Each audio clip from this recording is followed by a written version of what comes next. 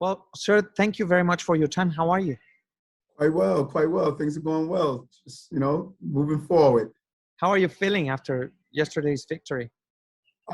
Good. And it's an even deeper feeling of satisfaction because I think my story is a story of New Yorkers. And when people looked at the scope of my life and the journey, I'm pretty sure they could see parts of themselves. And it's just an inspiration to everyday New Yorkers that no matter where you are, doesn't mean it's who you are, and there's always an opportunity.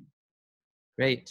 So New York is a city with a lot of challenges: COVID, crime, economic crisis. What should the priority be? Well, we have to start with the first, and that is public safety. I said on the campaign trail, and I will continue to say that public safety and justice is the prerequisite to prosperity. Many of the Spanish-speaking communities would tell you the gun and gang violence is really having people feel uncertain about their future. And then, of course, we have to get COVID under control. Our communities have been devastated by the failure of government to respond to the urgency on the ground. And that includes vaccination and using credible messengers to encourage people to get vaccinated, and also help our small businesses that were devastated when the COVID crisis hit the city. And those two go hand in hand. Now, you're one of the few Democrats who won yesterday. It was a tough night for the Democratic Party. What's the future for your party? How do you recover from the elections in Virginia and the tight results in New Jersey? Well, we should treat it as a wake-up call. We consider ourselves to be progressive, which I believe I am, but being practical is also being progressive. We have to deal with those real kitchen table issues, safe streets, clean streets, educating our children in affordable housing, and there must be real pathways to accomplish that.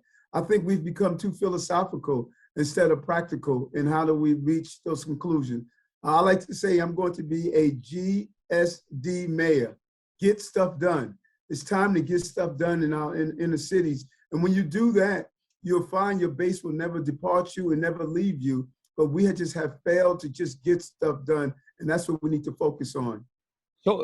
So far, your party has been divided, right? How you're saying it's been a very divided party. Do you think they will come together and find a solution before midterm elections?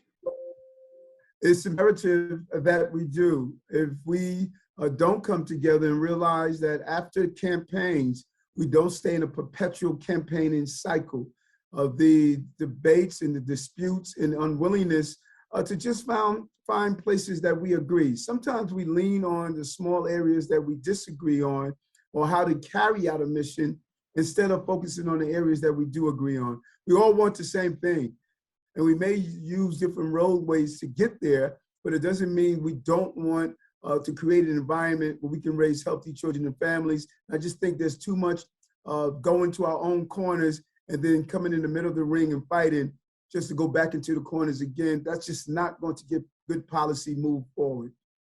Now, Mr. Adams, you will become the second Black mayor in New York City's history. What does that say about your city? Well, I believe that when you look across the board, that not only am I the first person of color, but you also see that we have borough-wide electeds. We have a Hispanic, Spanish-speaking borough president in Brooklyn that's coming in, Antonio Reynoso, a Spanish-speaking district attorney, and Eric Gonzalez. We have Alvin Bragg, African-American, coming in as district attorney in Manhattan, and Jamani Williams and myself, and as well as Letitia James. So it's showing that our city is willing to say, we're going to look at the abilities of the individuals who are running to make sure that we get the finest quality of people to serve us that are not only academically smart, but I like to say emotionally intelligent. And I think we need to continue to lift up our Spanish-speaking community so that they can have a voice in government, because if they're not at the table, then we're not going to get a clear understanding of the issues that impacts the community. And I am going to commit myself to have a diverse administration where Spanish-speaking and other ethnic groups will see themselves as part of that administration. Well, yesterday you said that we are so divided right now that we are missing the beauty of our diversity. How would you describe that beauty? It's our secret weapon. You know, who we are is that dash that sits between our name and culture. African dash American, Hispanic dash American, Jewish dash American, Chinese dash American. Nowhere else on the globe do you encourage groups to hold their culture and infuse it into the American way of life. We have always called that. You don't have to abandon your heritage here in this country, but now we need to use the beauty of those diverse heritage to ensure that we are part of the government and the shaping of our city and society.